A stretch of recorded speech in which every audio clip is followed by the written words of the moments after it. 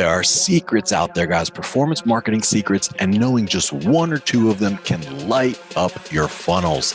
Let's go. This is Performance Marketing Insiders. I'm Chris Mechanic. Join me as we go deep into the secrets of the world's elite marketing minds. Performance Marketing Insiders is sponsored by Web Mechanics, the AI-driven performance agency that makes you smarter. Welcome, everybody, to another episode of Revenue Driven CMO. We are certainly happy to have you today. I'm very, very excited for the conversation. Our guest today is a real marketing badass. She's been at it for 15 plus years at this point. Starting out at Forrester, had a stint at Forrester, then went to Rapid7. She's really like a global strategy expert. She's got a passion for building high-performing teams.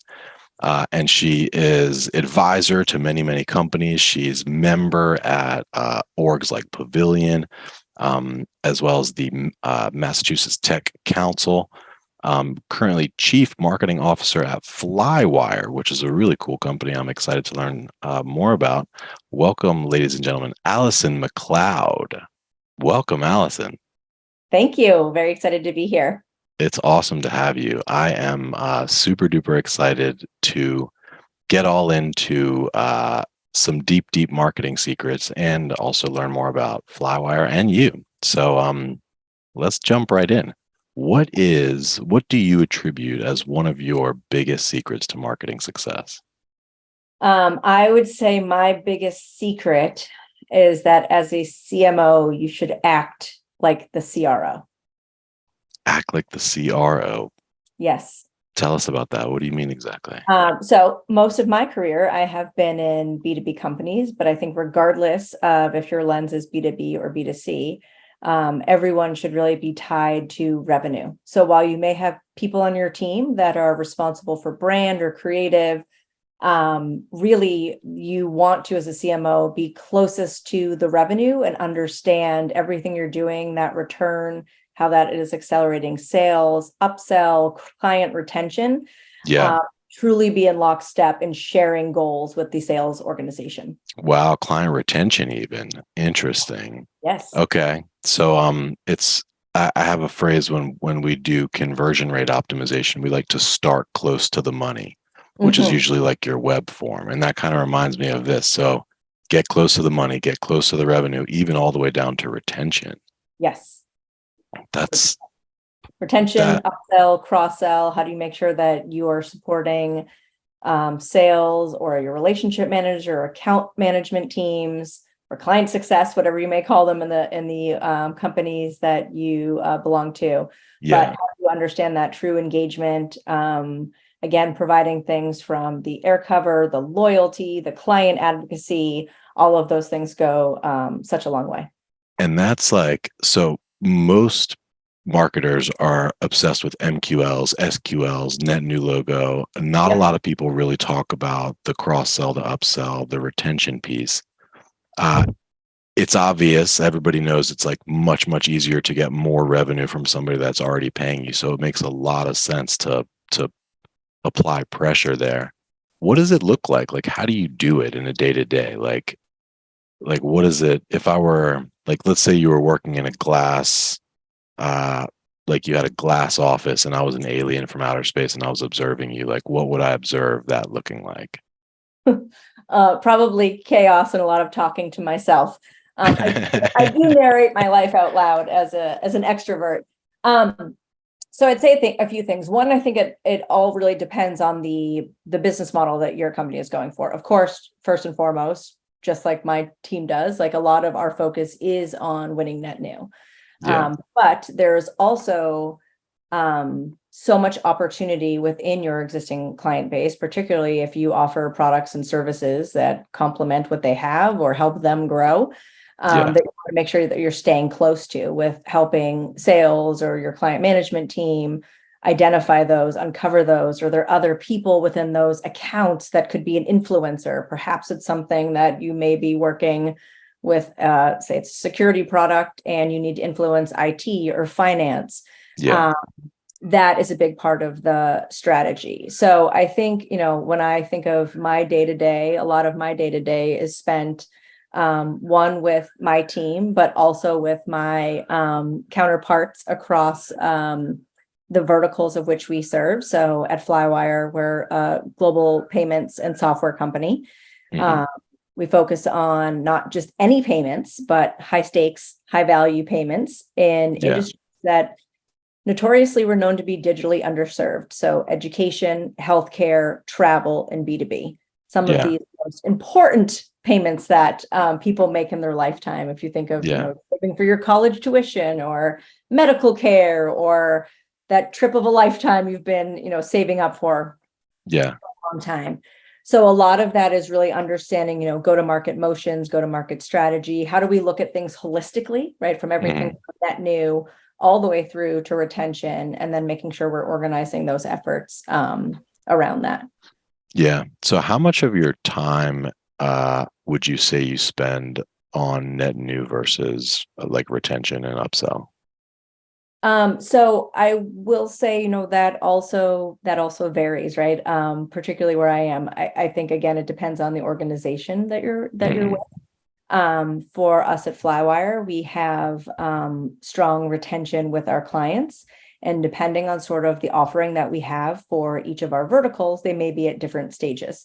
So some of our more emerging verticals, like our B2B, that is predominantly focused on net new. Where education, there are many parts of the world, lots of net new, and then there's also where we have great client bases. And we're focused on that retention and upsell. So it does vary. And I am lucky that I have a pretty amazing global team that helps to tackle that every day. Yeah. So what advice would you give marketers listening that want to be more like the CRO, or that are trying to get closer to the money in general? Like what are some steps they can take in that direction? So first, I think it's making sure that the goals are truly aligned to whether that's the ARR or new sign logos, or even if the goal is, upsell retention, of like, what are those goals? And then how do you truly understand it? I think there's still so much in every industry. It's sales versus marketing. It is often like, I guess in a way I laugh, but it also makes me a little bit sad that like I've been in marketing for a long time now, and the same problems still exist as they did more than a decade ago. It's still marketing only cares about top of the funnel and their leads suck. And sales doesn't follow up with our leads. And there's still that huge disconnect. And I still think we're doing it wrong in a lot of places where we're looking at it in silos. We're really looking at it together. Like there is one goal to get to it. And how do you operationalize and optimize that go-to-market to understand which levers do you pull at which time, right? Like maybe it is you need more marketing spend, and you're more effective on digital programs. So that yields a better return, that you can get more, hey, we know these are more buyer ready, hand those right off to sales. Or perhaps it's like, we don't see that demand. We really need more BDRs in this instance to focus on outbounding and prospecting and going after this target list. So I think a lot of that is like, how do you work in tandem and have that trust? I still see so many reports out there. I think there's a lot that marketing and the marketing team should know, right? Like, of course, we should know, how do you look at that sort of like end to end, or that whole cycle of the customer? So you should know, like, what does that top of funnel awareness look like? But I often see so much, I'm like, why are we showing everyone all of the inner workings? And you end up, it's like data overload. It's like, well, these were unqualified leads. These are leads. These are marketing leads. These are sales leads. And it's like, but what did that all do? What was the pipeline? So I look at things like MQLs, that top of the funnel. That is your lever and your gauge, right? That's your lever and your gauge. How do you scale it up, scale it down? How do you get more predictable in what you're bringing in, what converts? How do you build that pipeline? And then how do you know how to keep building that quarter over quarter, year over year? So I do think, again, focusing on the right stuff. If we bring it back to just basics, it's like, what are we all aiming to do? In most cases in B2B, particularly now, it's revenue and it's cost-effective revenue. So how do you make sure that you're aligning all the stuff and deprioritizing the things that may not be driving to that goal in alignment with the sales team? And another interesting thing, I'm pretty sure that you said this on the on the prep call was that when you like imagine that marketing didn't just like do the handoff to sales and said that they were done. Like imagine if they were involved all the way through the onboarding process and and with the customer success team even. Like you have some marketers sort of intermingling there with the customer success team. They hear all day long what the customers are saying, right? And then that can be translated into amazing marketing Oh yeah. Yeah. material. Agree. I also think, for marketers and marketing leaders, like asked to sit in on sales calls, asked to go to sales meetings, asked to speak to clients, like get the real feedback because it's easy to sit there and listen to the feedback you hear from whether that's your sales team or others or what you read or, what you believe or, hey, we like this, we think this resonates, it's super catchy, but you need to hear it from the client, right? Because you need to understand if you're spending your time creating pitch decks for materials or the one pager that everyone asks for. I still don't know why one pagers. I need to have like a little sticker chart for every time I hear the word one pager of being an effective tool. But really understanding like from the client themselves, what's the pain? Because your go-to-market and your marketing and your messaging and your programs are only going to be that more effective if you understand it from the lens of the clients that you're serving. Yeah. No, that's brilliant. I love that. So I'm curious. I know many marketers have a superpower, and I think staying close to the revenue is a superpower, Yeah. by the way. Um, but I'm just wondering, like, do you have any other what you consider to be marketing superpowers, like things that you might have picked up at Forrester or just like things that you're exceptionally or you feel like you're exceptionally good at doing that have been useful for you? So I think one thing which is incredibly important, particularly in a leadership role, is I understand like my strengths and where I lean and where I have that expertise. I sort of grew up in the world of demand gen, and that is my background. Something that I'm proud of, but I'm more proud to say like I've hired a lot of people that are way better than I ever was. And I think a big philosophy I have is like hire people smarter than you, better than you, because that really does help propel you, one, in your leadership, but also making sure that you get, great talent that is driving it forward. Like I should not be the smartest person in the room. I should Yeah. not have all the answers. Like I haven't, I've been in the CMO seat for a while now, but like if I'm giving all the advice on, SEO strategy and conversion rate optimization on the site, then like we are doing it wrong. I haven't done that, right? So like I love just like bringing on amazing talent. To me, I do think that's a superpower, is bringing on really incredibly smart, bright people, whether that's they have the experience or they have the aptitude, providing that vision and then letting them lead and hone their development and skill and craft. Cool. Let's talk about that a little bit because I think that that's a topic certainly for every marketing leader. Yep. And then we'll talk about Flywire a bit after that. But about your like what are some of your best kept recruiting secrets, if I may? Like how do you do that? How do you attract that talent? How do you attract them? And then once you're, interviewing them, how do you make them, how do you, position it, say, so that it's appealing for them?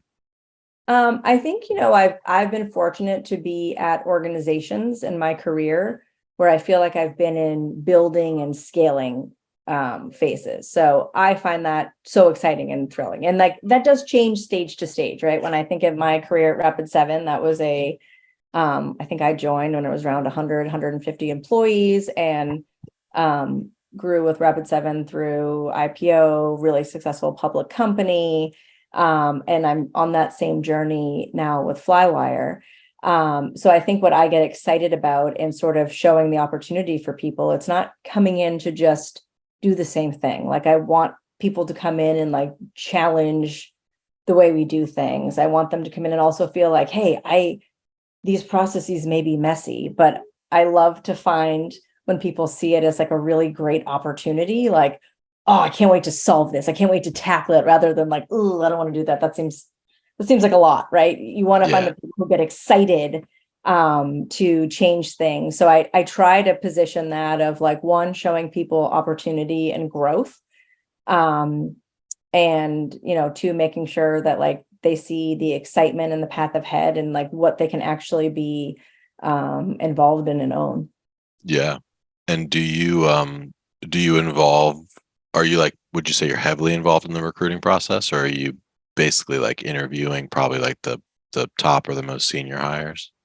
I think it depends on the role. Like, I meet everyone on my team. I also help lots of my peers interviewing flymates they may be hiring to their team. I also spend a ton of time just even outside of Flywire, whether that's mentoring or talking to people.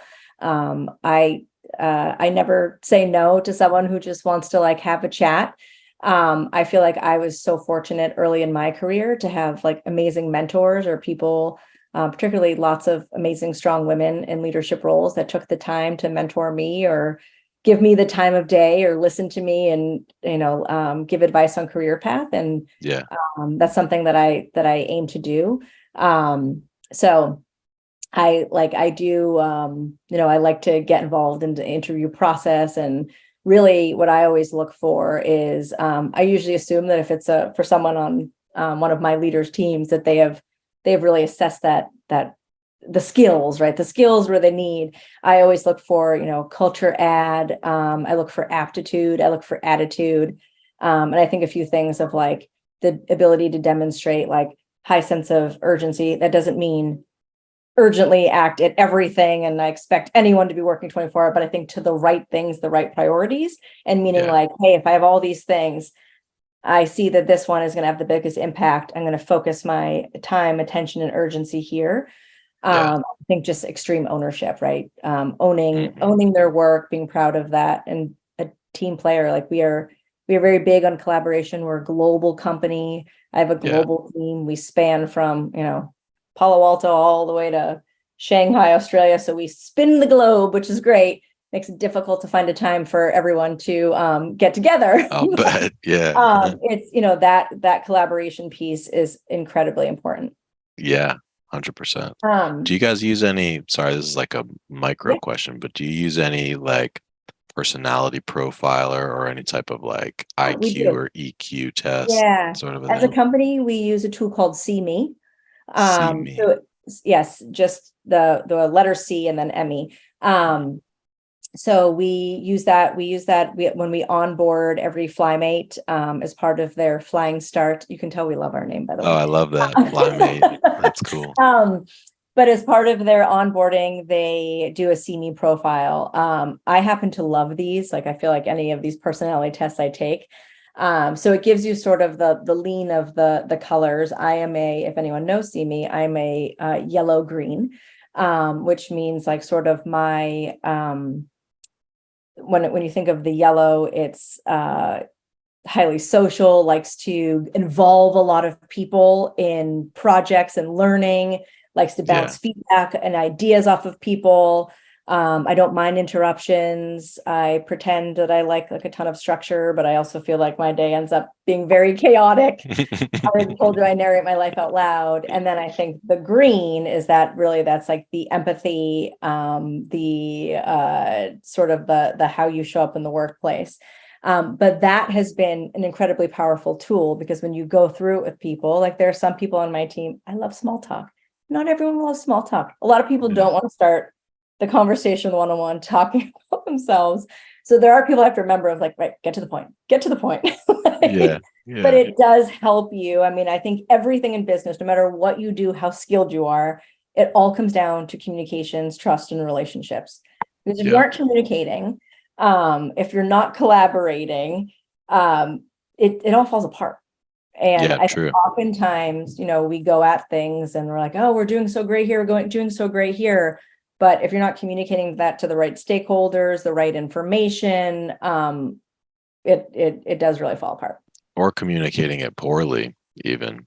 Yes. Because Yes. like that's something we talk about a lot is like framing, like kind of Mhm. framing the situation. Yeah. So the example we always use is with design or creative. Like you could be like, hey, client, here's the ad. And like they may or may not like it. Right. Yes. But if you frame it like, hey, client, the ad's ready.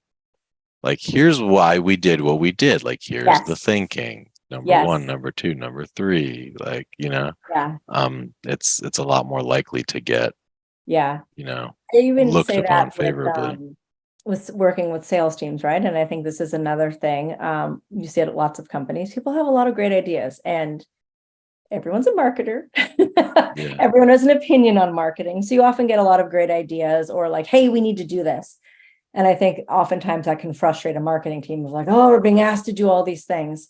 Yeah. So yes, part of that is the how do you prioritize? And then the other is also how do you make sure that for that piece of it is like, how do you play to their motivations? For sales, they want to win. So you may have a better strategy, but the way to go about it is to say like, your idea is terrible, we're going to do it this way. It's the you know what, I actually think that if we tried this has a better return. I think this has the ability to drive more pipeline. Like, who wouldn't want that? Yeah. But I think often that just comes down to the communication and working together. And again, why you see people showing things and data reports or whatnot that some people like, it's the wrong stuff to show. Yeah. It all goes back to like what are you prioritizing? What are the goals? Yeah. Yeah. It's like, what do they say? Sales is life and life is sales. Like all the way down to what you're doing for dinner tonight. It's Yep. like, I really want Mexican, but I'm gonna pretend I don't, kind of. Yep. you know. Cool. Well, time's getting away from us. You're really fun to talk to. I could probably talk to you all day. Thank But you. let's talk about Flywire a Yeah. little bit. And I'm curious, you've been there for some years. I Mhm. love win stories. I think the audience loves win stories. Can you tell us one of like a win story or something that you're proud of? Um, I have lots. I think for me personally, one is just being with Flywire, even just through it. It's a milestone, certainly not a finish line, but just through IPO, that was a super proud moment. Yeah. To be part of that whole process, be part of the deal team, working on the whole thing, and also our story. I mean, I think there are lots of great companies in the world, but I think what we do is unique, right? Like there's lots of payments company, but how we solve it and how we tackle it, everything from building software that's not just like, hey, one size fits all, figure it out.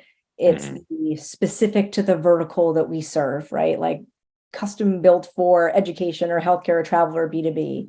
Oh, wow. It's across our global payments platform. Think of that of kind of like the sending and receiving of money. And then we also, all of that of our global payment network, which was, built by Flywire. So our network, our rails, we own that. And that's in partnership with some of the greatest banks in the world, Mhm. local entities, alternative payment methods. I also think what makes it unique is I talked about the verticals, but also the specialty in that, right? Oftentimes in our verticals, some of our sales team, our implementation team, our product team come from the verticals we serve. So they understand the pain. Mhm. We are geographically distributed all over the world. Yeah. I have a team in China. I have FlyMates in Singapore, Australia, the UK, all over North America. And that makes it truly special when you see people coming at it of all different backgrounds and nationalities and just diversity and differences and working together on common problems. Yeah. It's That's really it's pretty interesting. special. I'm not an expert at the payment space. I Yep. didn't realize it was unique to own your own, what'd you say, rails, to own your own rails? Network. So our payment network. Okay. Our payment network, one, it So supports. most folks, what do they do? Rent it or? It's not even so much there are some that say, hey, they build in-house, some it's partnering with banks or others. But Mhm. we have built that network, and that network has been built with relationships with banking partners, cards, alternative local payment methods. And really what that gives us the ability to is, we'll take the example of education. If you are a student, say, studying from China and you're studying in the UK, you go to make your education payment. If you're not using Flywire, what you're usually met with is, okay, I need to figure out how to get this money in pound sterling, right, to the university. And if that's a wire transfer, that's notoriously known for being just fraught with a lot of complexity. So whether that is currency conversion, FX rates, just like the visibility into like, I sent my money, what happened to it? And then on the back end, right? So that causes the worry and anxiety, not also a great payment experience. On the back end, as the institution of that university, you're getting money in a foreign currency. It's short of what you need. You're trying to reconcile that. Who's the payment? Who's the student? So Flywire takes that complexity away. Now, if I'm a student, my institution uses Flywire, I go to pay my tuition. That interface is like beautiful, easy to use, but also it will serve up like if I want to pay in my local currency, I can pay in my local currency. Interesting. And it'll just convert it. It does the conversion. Pay the way you want to pay. And that reconciles on the back end into the institution, and of course sort of like built into their systems of record. So we have one of our verticals is travel. So last year my husband and I took our 10-year anniversary trip, which we planned when we got married, to Maldives, and I used one of our Flywire clients, so I got to like be a payer myself, which was a pretty incredible experience, right? So it's like, you could put things on credit cards, you could try ACH transfer, but again, like every time you do that, you're like, is this even like a legit account that I'm wiring to? That again takes away that complexity. And the other thing too for our clients and for the payers is that we have, around the clock payer support. So if people have issues, troubles, all of that stuff, we have a team, one not only around the clock, but also globally distributed and speaks multitude of languages to help support our global payers. Interesting. I kind of get it. I'm still a little fuzzy. All right. But it sounds really badass. What's a travel example? Like, who would be a client for you in travel? So I think the way to think about it is these would be more like high stakes, high value payments. So a lot of these, we work across a couple of different segments. So it'd be travel operators, destination management companies. So like an example of that, a Made for Spain. So say, for example, you want to take a trip to Spain with your family and you sort of want that end-to-end all managed for you, right? Of everything from how do you get there? How do you get to where you're going? What are the transfers? What are you going to do? What's your itinerary? So those are some of the, also like the Hiltons of the world that we work with as well on their timeshare business. So across travel. So again, more of the high stakes, high value payments. That makes sense. But it's always like some sort of an international or some sort of not always. Nope. So while we have clients all over the globes, we also do domestic payments. So for example, in both our education and healthcare business, a lot of our focus would be in country. So let's take the US for an example, right? In healthcare, we work with a large majority of the top hospitals and healthcare systems in the US. And part of that, again, is providing that end-to-end patient experience. So I'll give you an example, right? So the last time, I would imagine most of the healthcare treatment you may have is like usually a pain, right? I will tell you, I never open my mail. And it's like one of those things that like they forget to charge you your copay. I still never open my mail. And then you get bugged like a couple of months later, like, what is this? $10 to collections agency. Oops, I forgot to pay my copay. So part of what the software does, one is to understand how do you, based on sort of the hospital's guidelines, but how do you really integrate that to provide a better patient experience, but also affordability. So some things that our software does is like you and I might have the exact same procedure, right? Say we have a knee surgery. even though that the balance may be owed is $1,000, our software would understand, based off of a lot of our machine learning, AI, the behavior in that healthcare system and others, that you may be able to pay that payment upfront, right? So that offer to you would be to pay it in full. For me, I would say, well, she's been, based on this history, a payment plan would be better. So it could offer up a, say, 6-month payment plan for me to pay that in installments.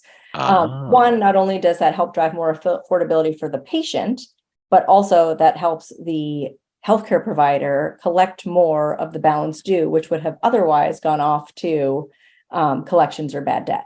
That's So brilliant. it is, again, when I talk about like sort of the core of what we do, right, is that payments, that sending and receiving of money built by that global payment network, again, that allows for that. But on top of that is that vertical specific software.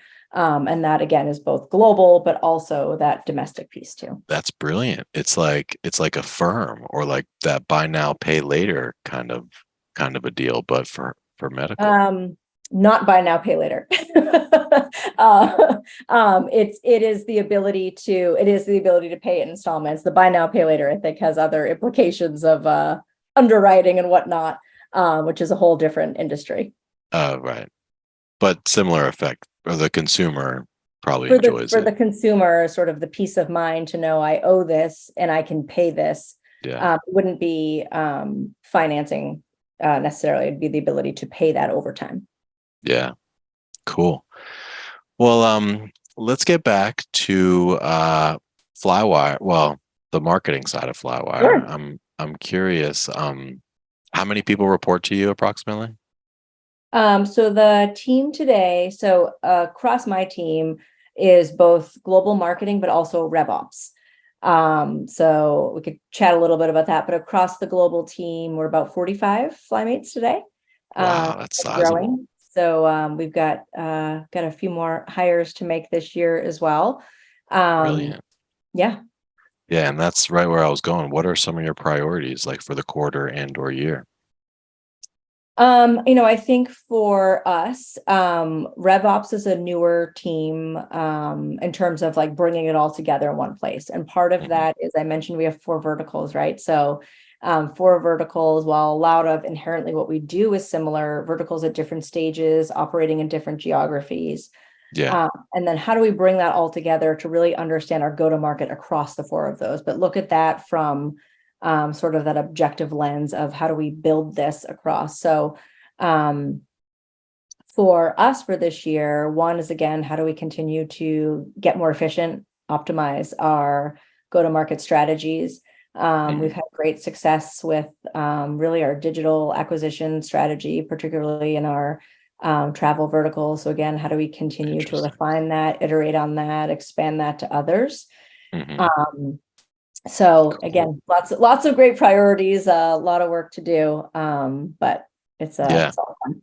So when you think about RevOps, that's one of those words that different people have kind of different definitions for sometimes. What all lives under that in your view? CRM? So yeah, I'd say go-to-market operations. So across the team that we've set up, and we have a brilliant leader who leads this team, is sort of the insights, right? Of like, how do we understand all of the sales productivity, marketing productivity, efficacy, marketing ops too. So managing our campaigns, our insights, working closely. We have both our vertical marketing teams, which are kind of tied to each of the verticals, focused on like demand gen, field programs, really in lockstep with the sales in the different regions of the world. So helping them really understand the metrics, the data, what's working, what's not across a lot of the activities. Yeah. Then our RFP team is part of that. On RevOps? Or on RevOps, yep. Our tools and tech stack. So that's really interesting. All of our go-to-market tech stack, and then compensation. So all of our go-to-market compensation planning, commission planning, and then enablement as well. Wow, that all lives under RevOps. Okay. Yep. So that is a large undertaking. It is. It is. I think, part of it, there's, I think, questionable of like, why would that sit under the CMO? Why doesn't it sit under finance or why doesn't it sit somewhere else? So I Well, it's mentioned got some before. finance in it, but it's also got like pretty heavy tech. Like they're the ones that Yep, are going to be running your Marketo or your yep, HubSpot or whatever absolutely. it Yeah. is, Again, I think it goes sending all back the to like, emails. how do we holistically look at our go-to-market and all of those inputs and levers? And this team really being someone that helps drive our vertical sales team, our marketing teams, our customer success teams with the insight, the technology, the process, the strategy. So while maybe unique, one is again, how do we go at this from a singular place and as one team rather than disparate systems, teams, everything across the company. Yeah. What are like your core tech stack? Are you Salesforce Marketo or Yep. Salesforce Marketo? Like most.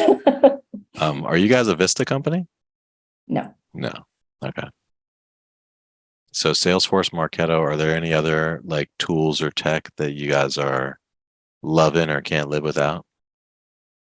Um, it's a good one. We are we do a lot with our digital program. So I feel like the digital team could probably share more on that. But Yeah. some others have been, really great tools for the team. Mhm. But yeah, sort of as we continue to grow and look at what we're using and how we optimize that and all of that. Those are the big ones. Yeah.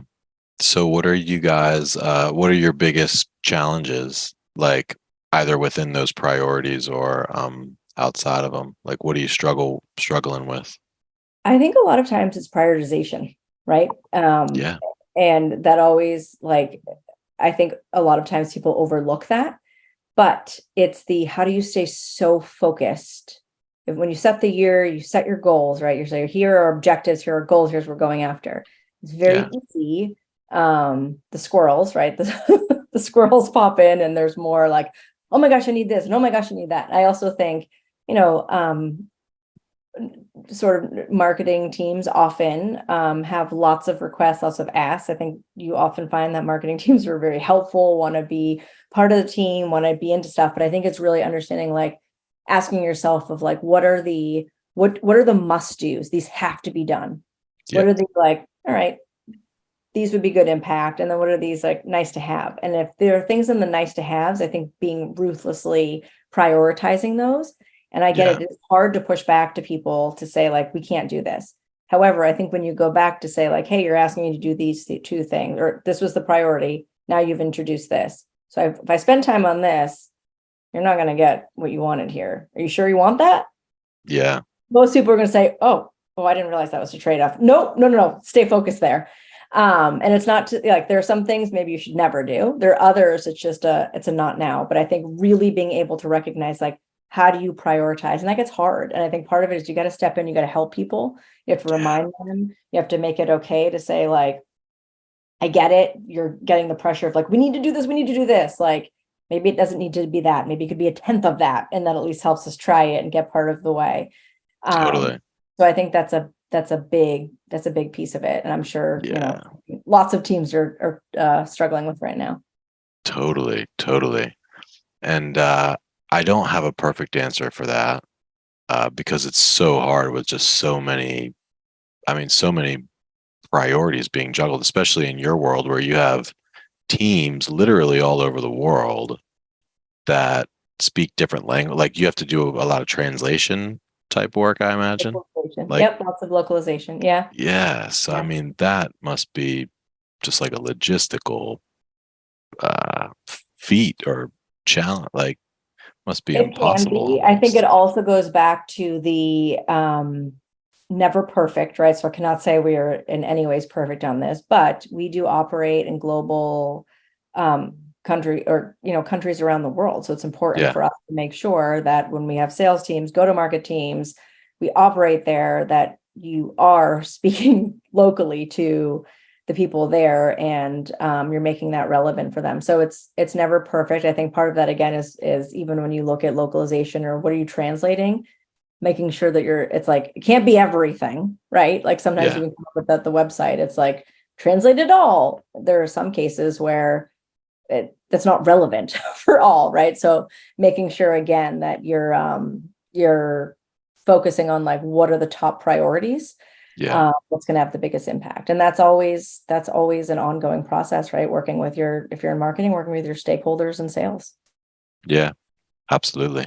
Did you get a chance to listen to that Brian Law I thing I haven't yet. sent you? I haven't yet, but So I got the link. Yeah, I will but I'll listen. just mention it real quick. So Brian Law from Zoom Info came on, and his topic was that differentiation is useless, but being distinct, like distinctiveness, is more important than differentiation. And I translated that like in my simple way to basically like, okay, so I don't need like 17 different versions of this ad for 17 different industries. Yeah. Um, which I'm yet to test that or to see, but it makes sense. Like if you come up with a compelling message and you like really hammer it home, it's like what Geico does, like Geico's not, they're not saying, hey, we have the best insurance. They just like come, with a similar message. Yeah.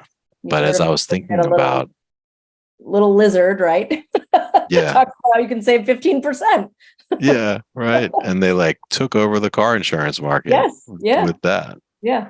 So there might be something to it. So if you find yourself doing tons and tons of personalization, like by vertical, say, you might Mm-hmm. want to try not doing it for a campaign or two and just coming up with that one and seeing if it works.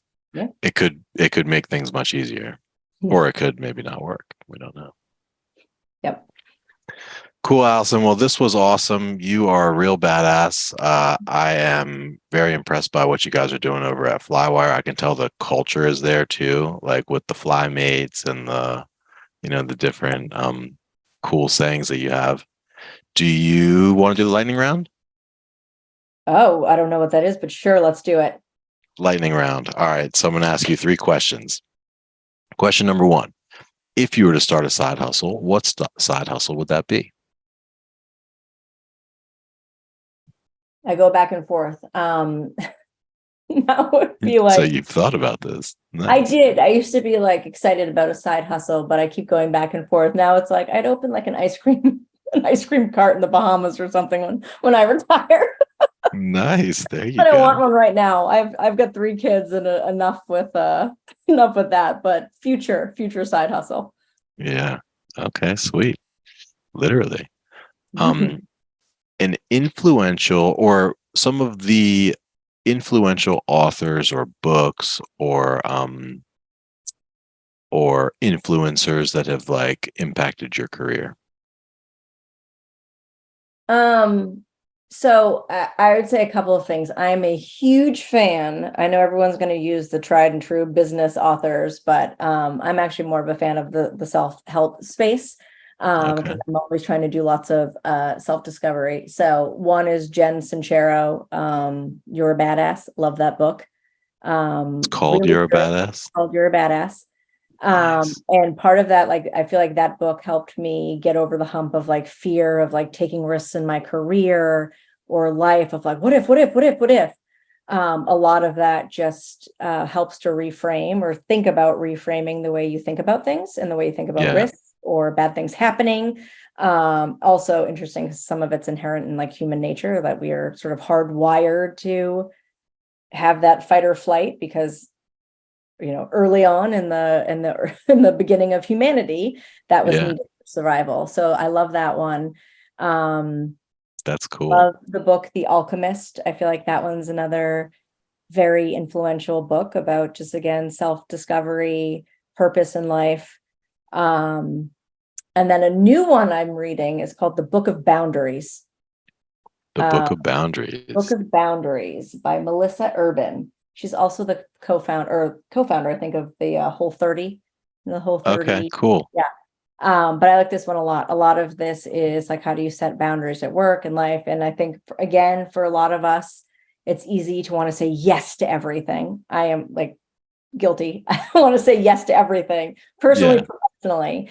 But it's actually a really bad idea because one, you get overwhelmed, you get burnt out, and then you really don't end up focusing on any one thing. So it's like, how do you make sure you're setting those boundaries, whether that is with your social life or with work, but to make sure that you're focusing on the best things for fulfillment. Yeah, and with your kids potentially too. Yes. Yes.